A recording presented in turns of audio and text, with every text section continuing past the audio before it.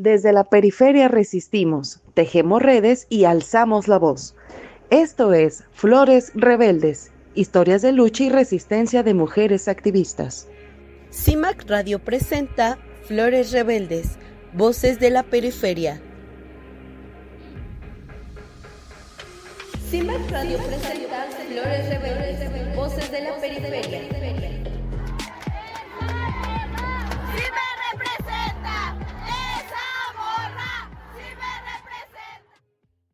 Bienvenidas a Flores Rebeldes, Voces de la Periferia, el espacio donde las mujeres que el poder quiso silenciar toman el micrófono. Hoy nos acompaña una mujer que transformó la violencia, que vivió en una revolución legislativa y digital en América Latina. Activista, impulsora de la Ley Olimpia y referente internacional en la lucha contra la violencia digital. Olimpia, este es tu programa, bienvenida. Gracias, querida Are, muchas gracias a toda la producción y gracias pues por pensar en mí para este espacio. Claro que sí, no, a ti muchísimas gracias por tomar esta entrevista. A nosotros nos ha marcado mucho tu historia, nos marca mucho todo lo que has logrado, el referente que eres para las mujeres, pero sobre todo nos gustaría saber, Oli, ¿cómo fue para ti vivir violencia digital en un momento donde ni siquiera existía un nombre por lo que estabas atravesando? Bueno, yo creo que recordar esos tiempos en los que se tiene que luchar primero por una identidad de una violencia que no podías tocar, ¿no? Que no podías ver físicamente, pero que se sentía en las entrañas más grandes de tu cuerpo. Pues creo que fue, y lo digo de manera muy seguida, para tratar de visibilizar lo que significa la violencia digital, que se siente como si te violaran sin tocarte, sin penetrarte. O sea, todas las personas, pero en particular las mujeres, porque lo vivimos en un porcentaje mayoritariamente mujeres y niñas que hemos atravesado violencia digital, desgraciadamente lo vives. No como solo como una exposición pública de tu identidad, sino como una automatización de la violación a través de la digitalidad. ¿Qué quiere decir esto? Que desgraciadamente no es una violencia que forme parte de un espacio en el que se pueda quedar privado o en el que se pueda territorializar, sino que su extensión es extraterritorial, ¿no? Su extensión tiene un daño permanente, un daño consecutivo y que desgraciadamente no te das cuenta. Lo que significó para mí vivirla en un momento en que no se reconocía, pues fueron momentos profundos de revictimización, de culpa, de miedo, eh, de pronunciamientos de ansiedad constante y sobre todo creo que de mucha, pues de mucha incertidumbre, porque al final yo vivía en el pueblo, yo soy originaria de la Sierra Norte de Puebla y pues al final las condiciones en las que se viven desde las periferias, desde los pueblos, desde las ciudades pequeñas, de los pueblos pequeños, no son las mismas condiciones que se viven en las ciudades grandes. Y eso significa que al final la señalización que yo tenía pues era bastante mayor, ¿no? Porque pues quienes hemos experimentado ese tipo de violencia no estamos solo en el ojo público, no es solo un ciberacoso, es la violación de tu cuerpo desnudo a través de la digitalidad. Es no es nada más el difundir, el reproducir, sino es el guardar, el almacenar, el compartir, el dirigir, el seguir creando diario, diario, diario, diario, diario, diario, diario. Todas las condiciones para hacerte sentir muy, muy mal, para hacerte sentir culpable, mientras que quien comparte, quien distribuía, no tenía ninguna responsabilidad. Entonces, yo creo que el primer reto, la primera cosa que tuve que reflexionar de manera personal y que después reflexionamos hoy de manera colectiva es entender que no tenía la culpa de haber confiado, no tenía la culpa de no haber tenido educación sexual, no tenía la culpa de lo que estaba viviendo y no tenía la culpa de la difusión de ese video. Entonces, sí fue un momento muy difícil, de mucha revictimización, sobre todo porque no podíamos ponerle un nombre, no podía tener una identidad, qué me estaba pasando, qué estaba viviendo. Yo buscaba qué vivía y no encontraba en ningún lugar de lo que estaba viviendo, ¿no? Lo más que se le acercaba, me acuerdo mucho que le llamaban por ahí o mal llamaban The Revenge Porn por algunos artículos que encontré en Estados Unidos. Y yo lo primero que me cuestioné es decirle, The Revenge Porn o porno venganza. Y yo, ¿porno? ¿Cuál porno? O sea, el porno que te hipersexualiza, que te cosifica, que te ve, que te instrumentaliza, que te comercializa, que te ve como objeto sexual y no como sujeta de derecho, cuando yo ni siquiera di mi consentimiento para eso, ¿no? ¿Venganza de qué? ¿Qué hice yo para que se vengaran de mí a raíz de la difusión de ese video sexual? Entonces, toda esta serie de reflexiones que no fueron rápidas, no fueron instantáneas, me llevó justamente a entender, yo creo que la primer rebeldía rumbo a la lucha, ¿no? Que era entender que no tenía la culpa y que todos esos sentimientos que estaba yo pasando y que desgraciadamente cuando eres sobreviviente de esta violencia los pasas continuamente. Yo Claro. todavía no creo, aún con la ley Olimpia, que exista una reparación total del daño a una víctima, ¿no? Cada vez que se sube, no sé, algo de la ley Olimpia o una noticia, o cada vez que tenemos un logro, por ejemplo, ahora que ganamos otro premio el documental, o que logramos incluso influir en las leyes de Estados Unidos, siempre nos falta algún comentario, algún mensaje, ¿no? Que minimicen el esfuerzo, que minimicen el trabajo, que invisibilicen completamente lo que hemos vivido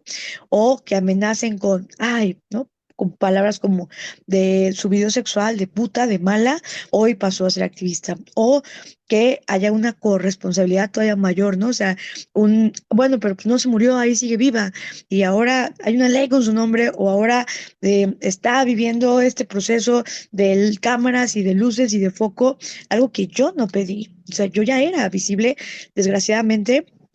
a la mala. Yo ya era famosa, desgraciadamente, a la mala por un video sexual, y tú lo que menos quieres es al final del día tener otra vez el foco sobre tu rostro, el foco sobre ti, el foco sobre tu cara. Y pues lo que una atraviesa,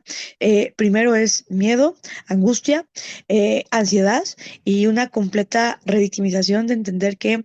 de no entender, perdón, en ese momento que no eres culpable. Cuando ya lo entiendes, las cosas cambian y te da como el primer empoderamiento, de saber que no eres tú la que tiene que esconder, que no eres tú la que tiene que culpar, que no eres tú la que tiene que tener miedo. Y todo se lleva a un proceso. Hoy afortunadamente se reconoce la violencia digital, hoy afortunadamente tenemos leyes que la castigan, pero pues bueno, eso no es todo, ¿no? O la reparación del daño, las condiciones de existencia siguen permeando y al final del día aprendes a vivir con eso, aprendes a vivir como con esa marca que deja en tu cuerpo, en tu historia, en tu vida, hoy en mi nombre, pero viéndolo y transformándolo de otra manera y entendiendo que no eres culpable. Claro, en todo este proceso que tú llevas, ¿en qué momento decidiste o qué sientes tú que fue el momento exacto en el que tú decidiste que tu historia no iba a quedarse en el silencio, sino que verdaderamente se iba a volver una lucha colectiva?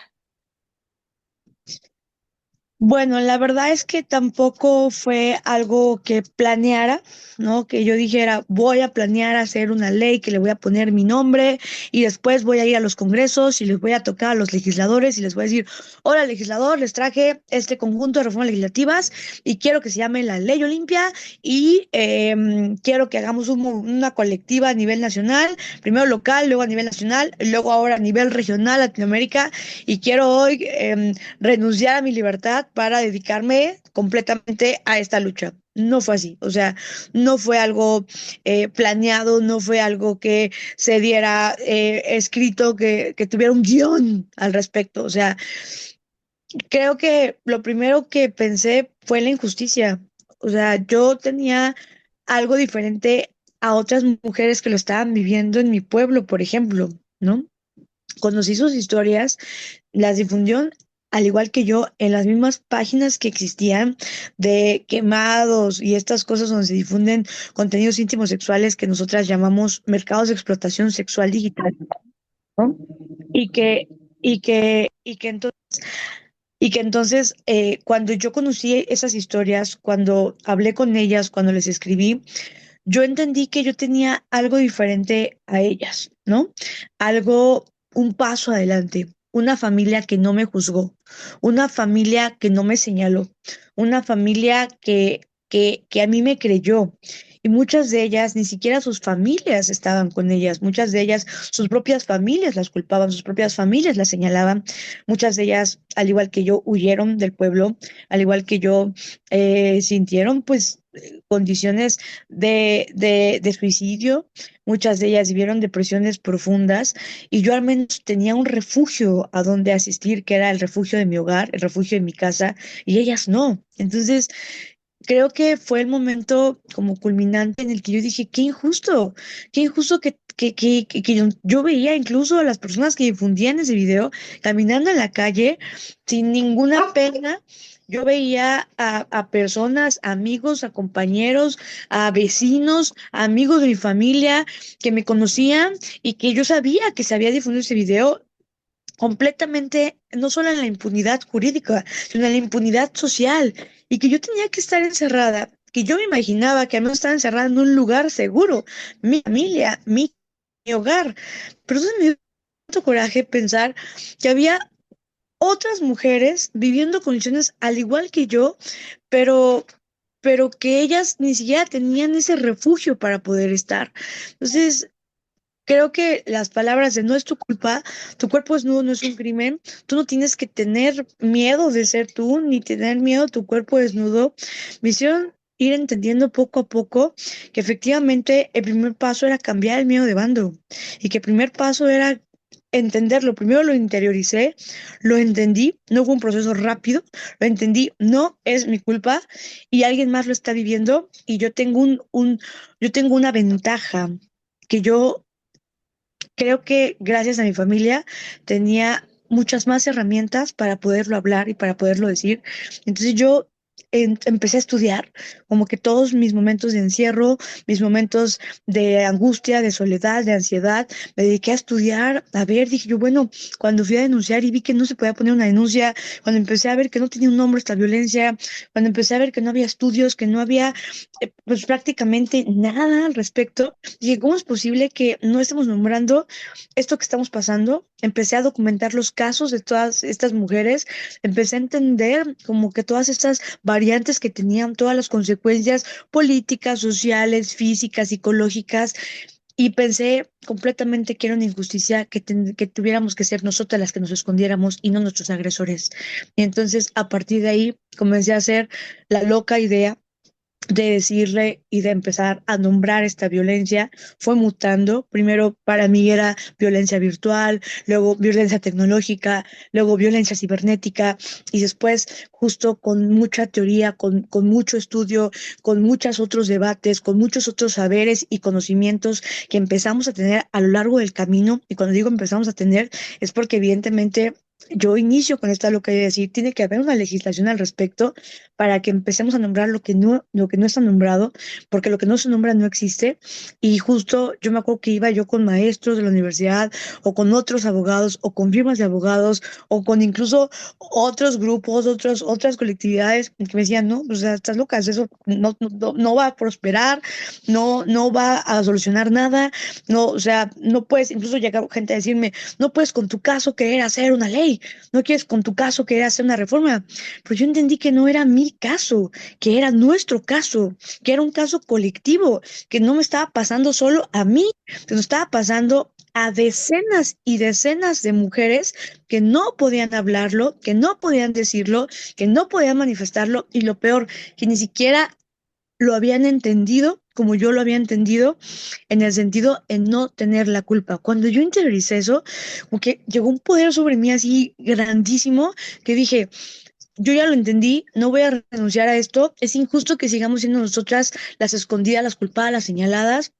algo tenemos que hacer. Y pues empecé a hacer ese proyecto legislativo cada vez que dicen, Olimpia, la mujer que inspiró una ley en México y ahora en América Latina. No, no, no, yo no inspiré ninguna ley, yo hice esa ley, la redacté, la estudié y después se fue conformando de manera colectiva junto con otras mujeres y que la fuimos perfeccionando, la fuimos haciendo en conjunto, la fuimos haciendo en colectivo hasta llegar a ser un movimiento político, no solamente un conjunto de reformas legislativas, sino un movimiento político que aspirara no solamente a cambiar las leyes, a teorizar sobre la violencia digital, sino que aspirara a que ninguna más tuviera que vivir lo que nosotras vivimos. Y hoy nos mantenemos firmes, hoy nos mantenemos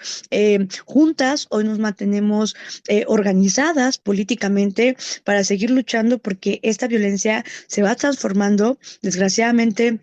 se va profesionalizando cada día más con un algoritmo patriarcal y con un lobby de empresas digitales que se benefician de la comercialización de nuestros cuerpos, que se benefician de la objetivación de nuestra identidad y que se benefician justamente de nuestros datos y sobre todo de estos datos tan sensibles como son nuestra imagen, nuestro cuerpo desnudo y que desgraciadamente otra vez somos las mujeres el objeto de comercio ante un aparato de economía digital global en donde las mujeres somos el intercambio, en donde las mujeres y las niñas,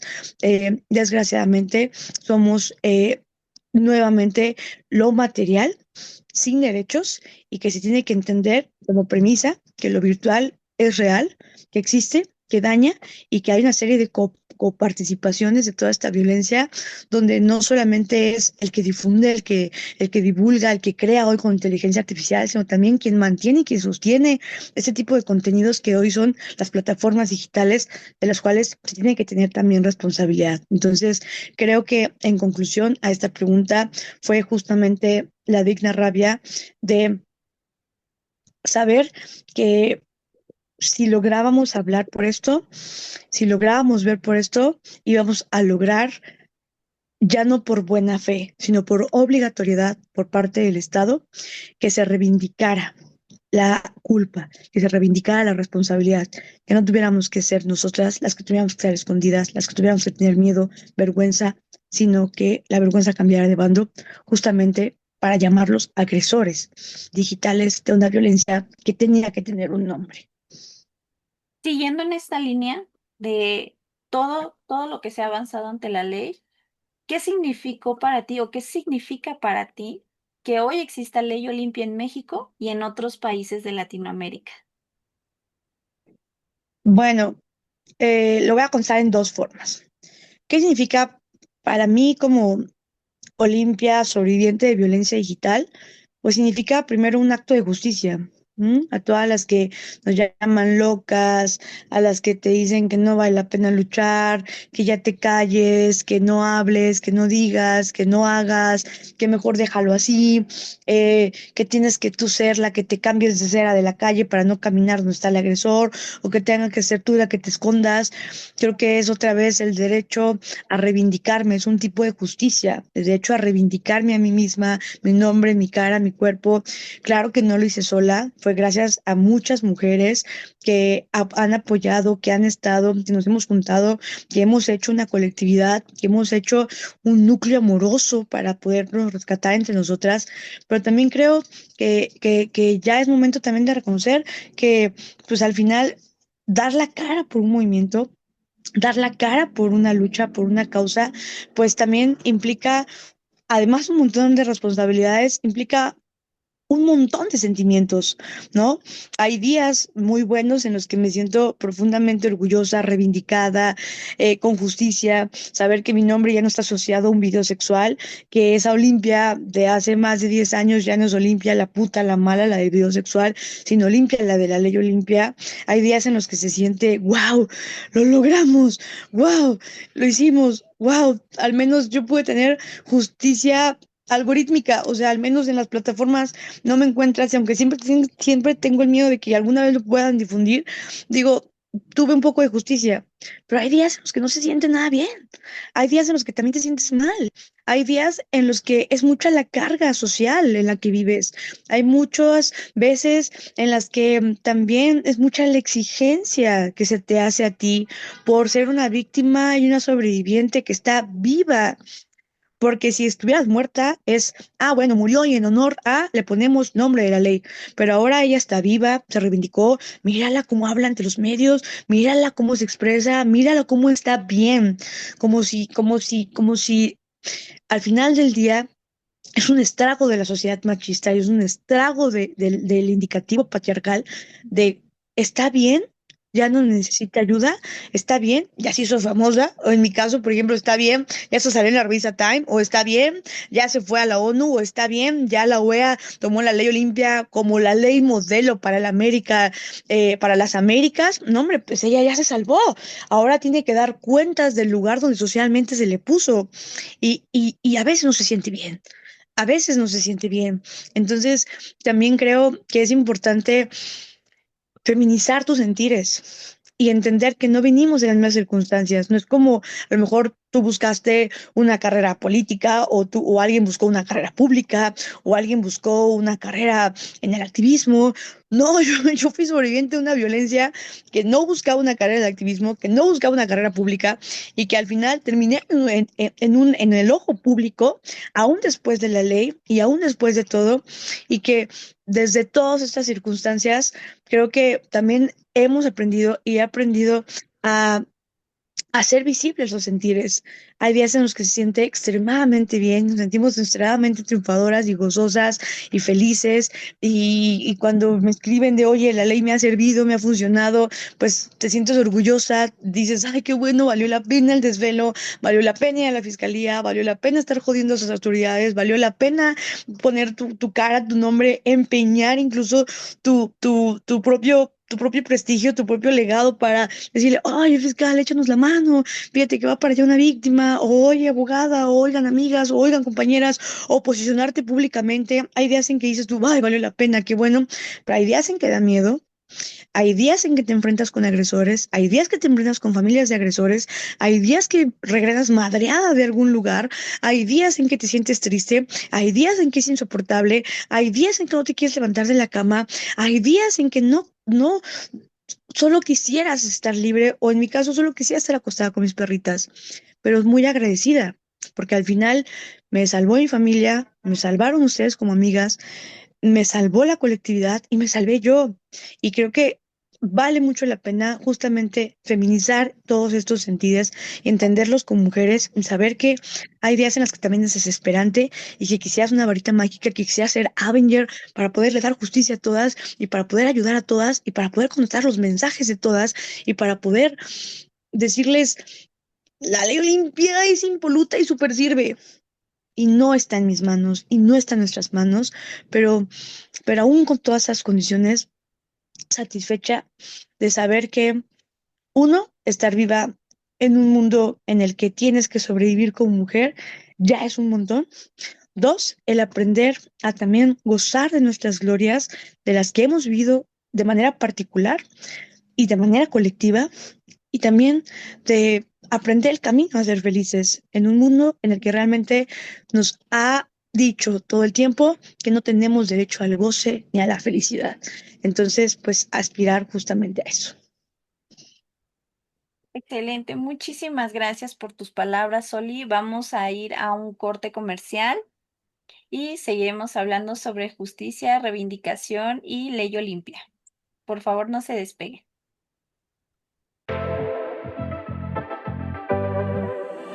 En CIMAC Radio queremos escucharte. Queremos escucharte. Comunícate con nosotras al 5535 0847 61. 5535 0847 61. Y déjanos conocer tus opiniones sobre nuestra programación.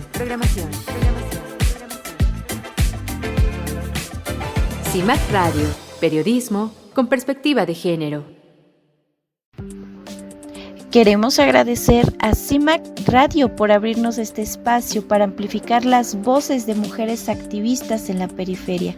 Gracias por ser parte de la resistencia y por impulsar la difusión de las luchas comunitarias. Las invitamos a seguir a CIMAC Radio en sus redes sociales para descubrir más contenido que inspiran y transforman. Búsquenlas en Facebook y X como CIMAC Noticias, Instagram como CIMAC Foto y en radio en línea, Spotify y SoundCloud como CIMAC Radio. Sigamos tejiendo redes de resistencia. Muy bien, regresamos a este programa Flores Rebeldes, Voces de la Periferia, donde estamos hablando con Olimpia Coral Melo, impulsora, escritora y también investigadora de violencia digital y de la Ley Olimpia. Oli, además de ser activista, te has convertido también en una referente e investigadora feminista en temas de violencia digital, y eso me parece muy importante rescatarlo.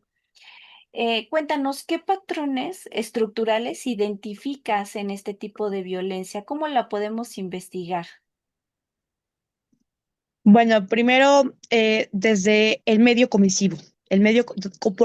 por dónde se comete esta violencia, cuál es el medio de comisión de esta violencia, y a partir de identificar ese medio comisivo, empezar a estudiar los fenómenos alrededor de esos medios comisivos, ¿no? El medio comisivo es digital, de dígitos, no tiene que ver solo con lo tecnológico, no tiene que ver solo con lo físico tangible, no tiene que ver solo con el hardware, por hablar de cuestiones informáticas, sino con el software, con los signos, con el código, con el algoritmo y con los programas, con las redes sociodigitales y con los espacios digitales conocidos y por conocer en donde se desarrolla esta violencia, ¿no? Entonces, empecemos por el medio comisivo. A partir de entender el medio comisivo, podemos entender lo que rodea al medio comisivo. Uno es el alcance que tiene la violencia digital, que no es un alcance solamente de un marco territorial con límites, ¿no? Digamos que no es menor un acoso callejero, por supuesto que no, pero al menos sabes que pasó en ese territorio, se quedó en ese territorio, te acosaron en esa calle, la identificas, le pones un límite a lo que existe en el territorio de la vivencia o de la mala vivencia de acoso callejero. En el caso de la violencia digital es extraterritorial. O sea, tiene un alcance extraterritorial, no tiene límites, no tiene condiciones extraterritoriales de Estado-nación. Puedes estar viviendo esta violencia en México y se puede seguir difundiendo del otro lado del mundo, ¿no? El alcance que tiene hacia la situación que es permanente, o sea, es otra condicionante, es otro factor condicionante, que es una violencia permanente, que se va auspiciando además por la tercera situación, que es una construcción de economías ilícitas semi-institucionalizadas. ¿A qué me refiero con economías ilícitas semi-institucionalizadas? Es un razonamiento que hace Rosa Cobo para entender todas estas economías que se basan en la explotación del cuerpo de las mujeres. Y estas economías ilícitas semi-institucionalizadas que se benefician de la explotación sexual de las mujeres, en el caso de la violencia digital, de la explotación sexual digital de las mujeres. Me refiero al quien comparte las fotografías, a quien comercializa las fotografías, al quien las distribuye, al quien las almacena, o en el caso de las plataformas, a quienes incluso pautan por estas fotografías, pautan por estas imágenes, o en el caso, por ejemplo, de Grok, o en el caso, por ejemplo, de plataformas como X, en donde abiertamente, ¿no?, son impulsores, facilitadores, sustentadores de un algoritmo que gana dinero a través de la explotación de nuestros cuerpos. Entonces, todos estos componentes son economías ilícitas semi-institucionalizadas que se benefician de la explotación de nuestros cuerpos, con el otro componente extraterritorial, con el otro componente de afectación masiva. No te acosa solamente la persona que conoces, no te acosan solo en la escuela, no te acosan solamente en el espacio territorial que conoces, sino se magnifica y se maxifica violencia a raíz de la máxima publicidad que tiene una relación de digitalidad al alcance de una vitrina pública, al alcance de cualquier persona. Y entonces viene el cuarto componente, que son la serie de cómplices, partícipes y copartícipes, ¿no? Quienes somos copartícipes también los espectadores, quienes le dan like, quienes le dan compartir, quienes nos almacenen, y esto hace que se vuelva todo el tiempo a la agresión primaria que recibe la víctima, que se vuelva a revivir. Podrían pasar 5 años, podrían pasar 10 años, podrían pasar 15 años, pero siempre vives como una marca digital, una huella digital de violencia auspiciada por este algoritmo que administra esa violencia y lo peor, que se beneficia de esa violencia y ahora lo peor, que construye narrativas, ¿no? Completamente tramposas, completamente neoliberales, completamente misóginas, proxenetas, que hoy está llevando a cabo toda una estructura para utilizar nuestros propios discursos de empoderamiento, nuestros propios discursos de liberación, nuestros propios discursos de lucha territorial de las mujeres para ellos obtener una ganancia de esos consentimientos, obtener esa ganancia de esa comercialización y desgraciadamente mantenernos ajenas a la libertad, ajenas a la alfabetización digital y ajenas a la educación sexual digital política, con sentido político de la existencia de nuestro territorio, empezando por nuestro cuerpo como nuestro primer territorio y empezando por nuestro derecho a la existencia también en los espacios digitales, hoy como una extensión de nuestra vida como personas en los espacios digitalizados. Y entonces todos estos componentes nos hacen entender que la violencia digital es una violencia que realmente construye situaciones excesivas, que va construyendo situaciones en las que pone a la víctima en un constante pues en una constante afectación, ¿no? Y que todos estos componentes juntos empiezan desde daños psicológicos, daños físicos, hasta desgraciadamente actos de suicidio, de autolesión, ¿no? Y que pues una víctima de violencia digital se va reconstruyendo, vamos entendiendo, te vas recuperando, te vas autoconstruyendo y vas entendiendo que evidentemente, pues bueno, es una violencia que existe, que daña, pero que sí es posible terminar con ella, ¿no? ¿Cómo? La fórmula exacta no la tenemos, pero sí sabemos que al menos el camino está por nombrarla, por responsabilizarla, por prevenirla y por dominar las redes, por conquistar completamente los territorios algorítmicos desde nuestros espacios como mujeres, que ya no basta solo con salir a las calles, que ya no basta solo por salir entre nosotras mismas, sino también necesitamos organizarnos dentro de los espacios digitales para poder cambiar estas narrativas, para poder cambiar estas conciencias y para poder apropiarnos del código y, si es posible, quitar ese código y rehacer otro código, reprogramar completamente un espacio para que podamos estar seguras también en Internet. Oli, para todas las mujeres y las niñas que te escuchan el día de hoy, ¿qué mensaje les darías sobre esta Internet que sería verdaderamente feminista y verdaderamente para las mujeres? ¿Cómo podemos contribuir en él y qué mensaje les darías a las mujeres y niñas que te escuchan? Bueno, yo no sé si yo tenga la respuesta a hacer una Internet feminista, pero tal vez sí tengo la respuesta a hacer una Internet menos violenta para nosotras, ¿no? Número uno, que cuestionemos absolutamente todo, que investiguemos la historia y nuestra relación que tenemos las mujeres y las niñas con la tecnología. Por ejemplo, que cuestionemos la historia de la programación,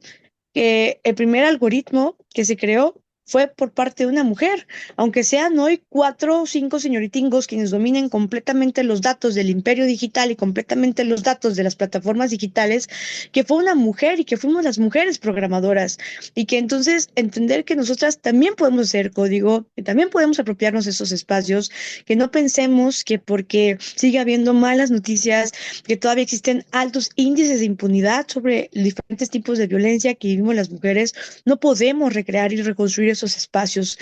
Eh, que, que como niñas pensemos que podemos ser heroínas de nuestras propias historias, que tenemos la obligación de ser heroínas de nuestras propias historias, en un mundo que nos enseñó que calladitas nos vemos más bonitas, en un mundo que nos enseñó a cállate, no hables, en un mundo que nos enseñó a ser rescatadas, a ser salvadas, en un mundo que nos enseñó a cumplir con los roles y estereotipos de belleza, de género, en un mundo que sigue construyendo hoy narrativas para hipersexualizarnos, para cosificarnos, para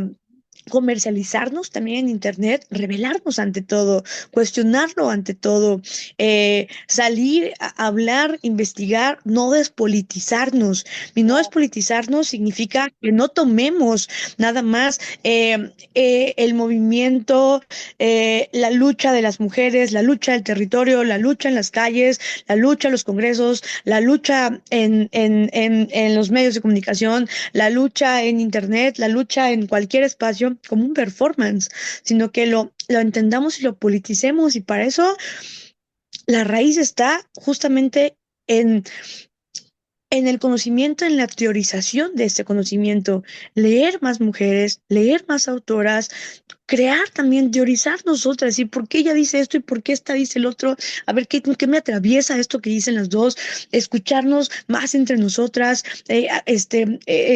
crear más entre nosotras, no pensar que solamente el conocimiento se construye en la academia, que nosotras podemos empezar con un conocimiento propio, desde entender nuestra propio cuerpo, cómo funciona, qué hace, qué está sintiendo, valorar lo que está sintiendo y comenzar a pensar que no tienes tampoco, cuando digo ser heroína de tu propia historia, no tiene que ser tampoco, bajo el reconocimiento del ojo público, sino ser heroína de tu propia historia significa existir, resistir, pero, pero vivir en la plenitud y en la felicidad. Y para eso se trabaja, y eso se construye en un mundo en el que se ha encargado patriarcalmente de que no lo hagamos, de que no lo tengamos, de que no aspiremos a ser felices. No va a sonar a cliché y va a sonar a un panfleto, pero es mucho más político que eso, es mucho más político que solamente escribir una pancarta o decirlo ahorita con mi voz. O sea, el existir, no el sobrevivir, sino el existir y aspirar a la felicidad en un mundo que parece que no nos quiere felices a la niña. Felicidad como un marco de referencia para inspirarnos a nosotras mismas primero, estar conscientes de nosotras mismas y entonces ya una vez eso, tratar de que si descubrimos una fórmula, no sé, yo soy buena en química, ayudar a otra compañera a ser buena en química porque ella no se le da tanto la química, pero ella es buena en matemáticas, a lo mejor me ayuda en matemáticas, yo puedo ser buena en eso, compartirnos saberes, saberes que tienen las abuelas, saberes que tienen las madres, saberes que nos han hecho olvidar, saberes que nos sometieron a que sean olvidados y respetarnos esos saberes y conducirnos desde la construcción de ser mujeres, que en un mundo en donde nuestro anonimato, el no ser visibles, el no ser reconocidas, ha sido una constante, pues empezar a reconocernos a nosotras mismas, también a los espacios digitales, desde el amor, desde la digna rabia, y desde la política entre mujeres como un acto también de salvación personal y colectiva. Pues Oli, de verdad, muchísimas gracias por todas tus palabras, gracias por recordarnos que la vergüenza nunca fue nuestra y que la tecnología no puede estar por encima de la dignidad humana ni de la dignidad de las mujeres. Aquí en Flores Rebeldes creemos que nombrar la violencia es el primer paso para transformarla y gracias por acompañarnos en esta conversación urgente sobre memoria, justicia y el futuro digital. Oli, de verdad, muchísimas gracias. Gracias a ti, Areli, gracias a todas las flores rebeldes de todas las periferias que nos ven y que nos escuchan, y que viva la rebeldía como acto de amor y de revolución para todas las mujeres, por nuestras ancestras y por las que vienen. Muchísimas gracias. Nos vemos en el siguiente programa. Yo soy Areli Huerta Maqueda y esto fue Flores Rebeldes, Voces de la Periferia, donde la periferia no calla, la periferia transforma. Nos vemos en el siguiente episodio. Gracias.